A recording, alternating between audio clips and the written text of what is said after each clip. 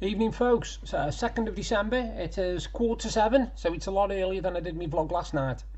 Now, I apologise for the sound yesterday. Looks like when I first started my webcam up, it was recording audio from a different source. It looks like it had found a different microphone, and it looks like it was using the one built into my computer instead of the one built into my webcam. So hopefully the sound is a lot better today. I'll know more later when I try it. Today, we were supposed to have gone town, but we didn't. But we did get the rest of the decorations finished off in the living room, so that's done. Coming up, I've got the unboxings for day 2 of the mini Funko Pop calendar, the Star Wars calendar, and Deb's Look Fantastic Beauty Box calendar. I've also got a little extra surprise as well, something which I've had through the post today, which I bought from Zavi, and I'll show you that in a bit. I wanted today, well, to be honest with you, it's a bit like a soapbox, if you like, really. I've got a big family, and I've got quite a few friends. Not loads, you know, I haven't got hundreds or thousands or nothing like that, but I've got a few friends, and I'd like to think that they've got respect for me, you know, that they would look out for me at a push and help me if I needed help. Now, I've noticed over the last couple of weeks some stories from different people. I'm not going to mention any names, but they're the kind of people who, they make me skin crawl. And the reason they make me skin crawl is because they're the kind of people who will bleed you dry. They will literally bleed you dry. And I don't just mean financially, I mean emotionally and mentally as well. They will literally have you lying for them and everything. And you'll do it because you think they're worth it, right? And then one day, something will happen, and all of a sudden, you won't even know anything about them. They'll slag you off, they'll give you loads of grief, they'll slam the phone down on you for no reason. And I got to thinking to myself, why are there people like that? I'm one of those people, right, who, if people are alright with me, I'm alright with them. Now, if they're not alright with me, I'm still alright with them, because I think that pisses them off a lot more. Do you know what I mean? Because I just find it easier to smile and be nice to people. I don't know why. Maybe I'm a freak. I don't know. But I don't actually hate anybody. There's nobody I hate. You know, there's nobody I want to see dead. There's nobody. I mean, bear in mind, I went through an abusive marriage before this one. I went through a really abusive marriage where I was used like a punch bag. But I have never wished her dead. You know. If she's gone on to bigger and better things and she's got a life for herself now, then fantastic, good on her, let her go. I'm happy with my life, mate. I don't need to be upset about what's happening in her life, do you know what I mean? I'm not bothered if she wins the pools or whatever, you know, good luck to her. Because if it wasn't for everything that I'd been through, I wouldn't come out of it the way I am now, and I wouldn't be the person I am today. And I wouldn't be with my lovely wife, Deb, you know. So everything happens for a reason. But sometimes people are given things, not given as in, you know, like here's a check or nothing like that. Something comes along in their life that's truly wonderful. It's fantastic. You know, it's a really, really, really wonderful thing. But they throw it. They would rather do other things than concentrate on that one thing that's come into their life. Relationships, children, you know, it can be anything. And I see it happen all the time. I see a lot of it on Facebook. There's tons of it on Facebook, you know, from all over the world and everything, where people have got like relations who are absolutely brilliant. You know, they're absolutely fantastic. You wouldn't fault them if you tried. But people will still walk over them. People will still treat them like trash. And I just don't understand people. I never have done, to be honest with you. I've never understood people. Even men, you know, like myself, I've never understood our lot either, because we will declare our love for a woman and then beat 7 shades out of her, you know, or cheat on her behind her back, go with a best friend, or go with somebody else in the street while she's at work. And it really, really gets to me, because I think to myself, wow, is that how us men are supposed to behave? Is that what the stereotypical man is it? Somebody who goes out work, comes home, beats the wife up, and then sleeps with the next door neighbour? Because if that's a stereotypical man, mate, no chance. I wouldn't want to be like that. I can honestly say, this is no word of a lie, hand on heart, let me just find the right place, hand on heart, I have never cheated physically with anybody while I've been in a relationship. Never have done, and I never would do either. Never would do. Commitment is commitment. If you feel like you're committed in a relationship, then why should you bother, trying to jeopardise that and messing it up, thinking that you're all that, just because you can still pull or whatever. It's a load of garbage. But getting back to what I was on about before, people seem to think they can take advantage of people and treat them like garbage, and that person will just smile and say, well, it doesn't matter, I've got news for you, they don't. One day they'll turn around and just say, I'm worth more than that, and that other person then will be like, what, and only then will they if they care, only then will they realise how badly they've treated that individual. When they try and get back with them, and all of a sudden it's like, no, sorry, I don't want no. And I'm talking things like boyfriend and girlfriend, husband, wife, mother and daughter, father and son, whatever.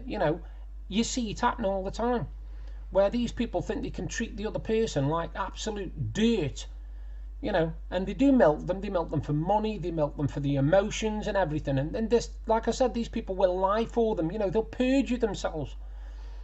And yet this person will just say, well, it's all right, I can rely on them to keep lying for me all the time. But one day they'll turn around and say, I'm not doing it no more. I've lied for you. I've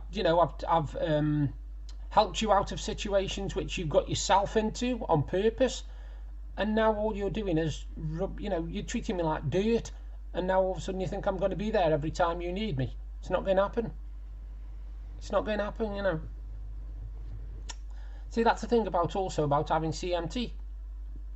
I've had a load of people who've been really, really, really good with me with my CMT. And when I started suffering with depression a couple of years ago, anxiety and depression, a few people didn't know how to handle it. My mum didn't. My mum didn't know whether to touch me with the 10-foot barge pole or what. She didn't know what to do. And there were other people who suddenly stopped inviting us out. 1 minute we were flavour of the month. Then all of a sudden, because I was suffering with anxiety and depression, we never got invited anywhere. We didn't get invited to anything. It was like suddenly I'd become a leper or something. And it made me feel worse, to be honest with you. It made me feel really bad about myself. It made me think, well, what's wrong with me? I mean, just because I suffer with anxiety, it doesn't mean I can't still be a friend to people. I'm not going to lock myself away into a little bubble and never talk to people. I'm not like that. I don't like crowds, fair enough. I don't like it if there's 20 or 30 people in a room. But if there's like 4 or 5 people and we're having like a meal or something like that, I can live with that. If I know them people and I'm close to them people, I can live with that. But I just got treated like a leper, and it made me feel really bad, and that made me anxiety and depression even worse, to be honest. I will sort these glasses out one day, I swear I will. I'm going to have to sellotape them or glue them to my nose or something. They just keep sliding down. But now I'm I've accepted my anxiety and I've accepted my depression sort of thing. My depression isn't as bad as it was, nowhere near, literally like 5% of what it was, because I'm on medication for it, and that medication is helping a lot. It's keeping my moods quite good. It's keeping my frame of mind quite good. And I'm okay with people, sometimes I get a bit anxious and a bit nervous, a bit nervy around people, and I'll have to go in another room if they come into the house, that kind of thing. But a lot of time now, I'm absolutely fine. But I'll still get people, your anxiety, depression, no. You must think I'm going to suddenly, I don't know, jump off a building or something, throw myself off the roof. I'm not. My life's fantastic. My life's brilliant. I've got a lovely wife. I've got a fantastic, dopey mutt of a dog, and I've got a nice house, roof over my head. There's a lot that I could have wrong, but I haven't. All I've got is CMT and my other conditions.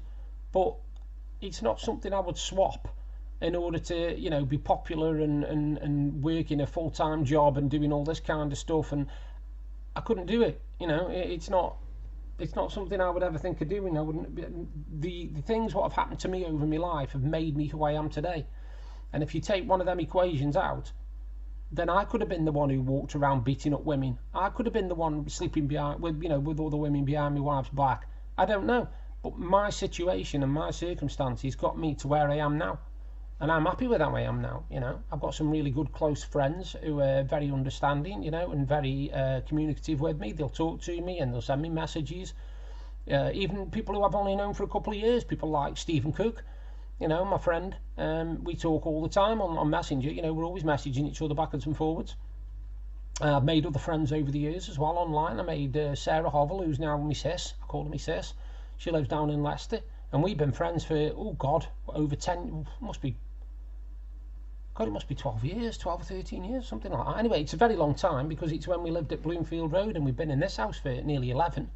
So, you know, and I've made lots of friends online, lots of them. I've never met a lot of them, don't get me wrong, but the ones I have met and the ones who've been closest with me are people like Ian Maddock and Pauline Gale.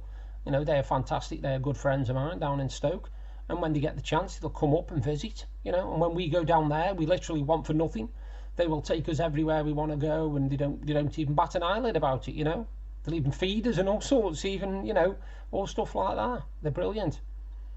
And I keep getting invites, you know, oh, you'll have to come here for a week, you'll have to come here for a week, get away from it all and all that. But at the moment, I'm more happy around familiar surroundings, if you like. I know I'm calm and I'm relaxed around familiar surroundings. If I go somewhere else, I don't know how that's going to affect me. But anyway, enough of that. I've prattled on long enough. I just wanted to fill you in a bit, really. So yeah, tomorrow we are hopefully going town again this time. I still haven't heard anything off my base unit yet. I haven't had a refund, so I can't reorder another base unit. So I'll keep you informed on that as well. But like I said, coming up, we've got the 2 advent calendars. Well, 3, my 2 and Deb's, and then a little extra something on the end for you to enjoy. Bye for now.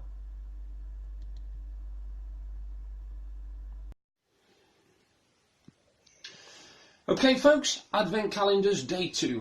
Remember yesterday's was Luke Skywalker.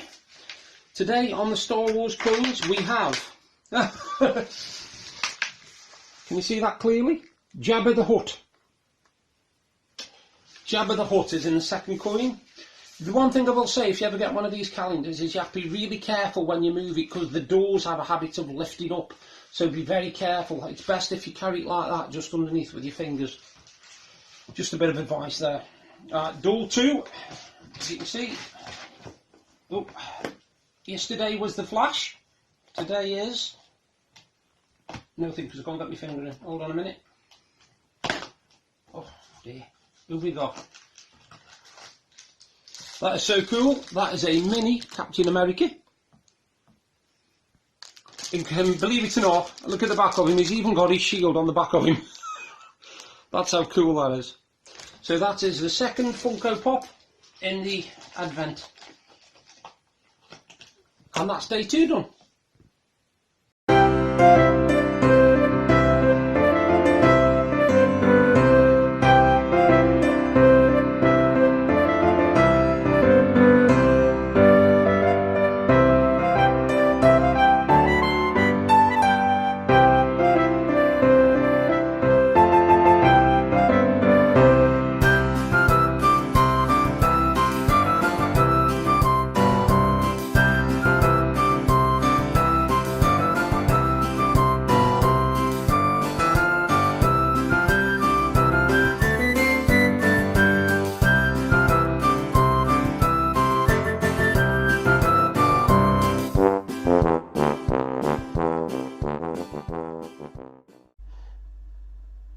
Yeah, so that what you've just seen at the end there, which I chucked in, is something I've had from Zavi.